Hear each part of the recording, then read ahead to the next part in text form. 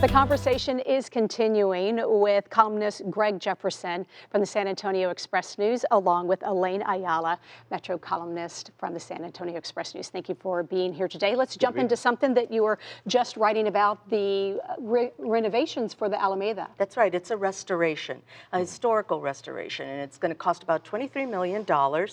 Part of that money is in the bank. Part of it, the Conservancy at the Alameda will have to raise. And people have to understand that much bigger numbers were expressed early on in several failed efforts to restore and renovate the Alameda because it was going to be so much grander than it was. This is pretty much a straight-on restoration, so we'll be able to see the Alameda as it was, with some amenities, some accessibility issues, but that's the beauty of it. And for us that have gone to the Alameda when we were children, and I treasure some of those memories with my grandmother, we're so looking forward to that. But I know that there's lots of issues that are presented in that area. Oh, there are, yeah. I mean, that part of Houston Street is still struggling with redevelopment. I mean, you do, a little farther to the east, you do have, you've got the Rand building, which is home of, what is the Geekdom? Yeah. Yes. How could we ever forget Geekdom?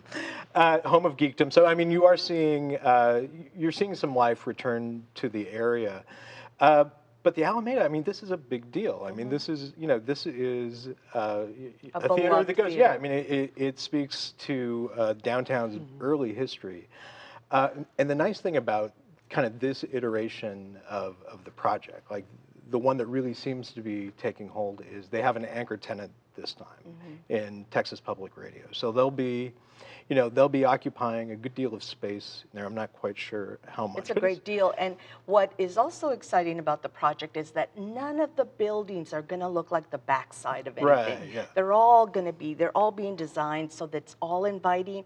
And as Councilman Trevino, which this property lies in his district, believes it's one bookend of Houston Street with the Alamo and that renovation, which is a wholly different project, much more controversial, but that's the other bookend for what will be filled in on Houston Street. But the question is, how quickly will all of those developments happen? Because there's a lot of vacant space. There is, yeah. Go ahead. And when will the restoration begin? It begins this month. In May is when they really break it. They're doing environmental issues, sort of underground utility connections this month. They're starting this month. In May is when we're really going to get to see restoration. And in the meantime, the Henry Ford Academy, which was housed in that building, was moved to UTSA, but the councilman believes that it's going to come back to that site too.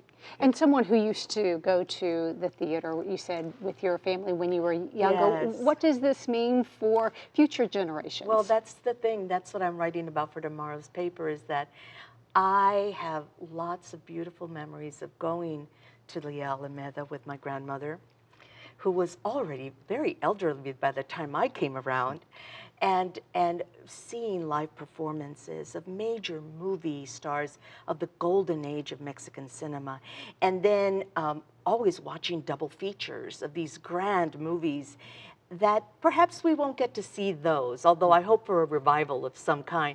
But we'll make new memories, won't we, when families come down with kids and teenagers and friends and create new kinds of memories around the Alameda. And when should it be finished? We're told late 2021. So it's got almost 2 years of renovation work ahead of itself. Yeah, and I would note that the theater is reputed to be haunted. So part of the remediation work will probably involve an exorcism to get the ghosts out. Let's hope it's Cantinflas. If it's Cantinflas, I'm all good with that. Okay, all right, that's fine. I can see maybe there could be some ghost tours, and that could be something that it's a revenue generator. Exactly, definitely.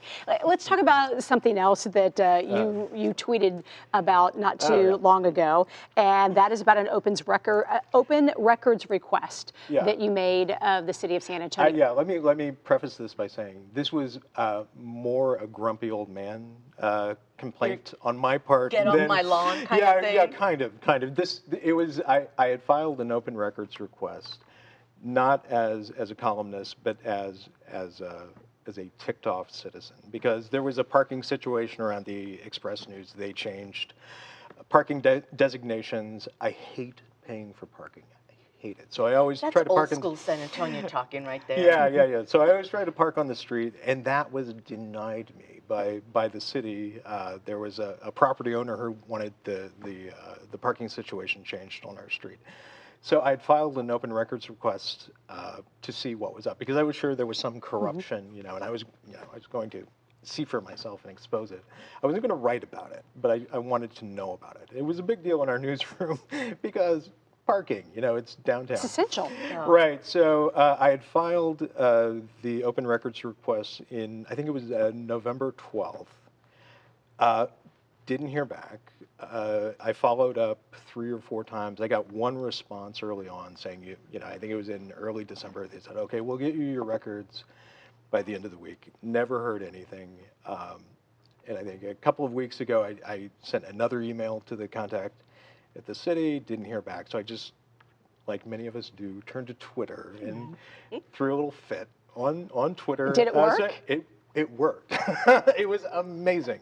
After 2 months of nearly total silence from the city, and by the way, you have to be aware that open records law in the state says they've got 10 business days to respond, to get your documents or to explain to you why they're withholding them. Didn't get any of that. So I turned to Twitter, through a snit, and within 15 minutes of the tweet posting, I actually got a call from a city public information officer, and not long after that, voila, my records appeared in my private email inbox, and it's just a to me how quickly that can happen.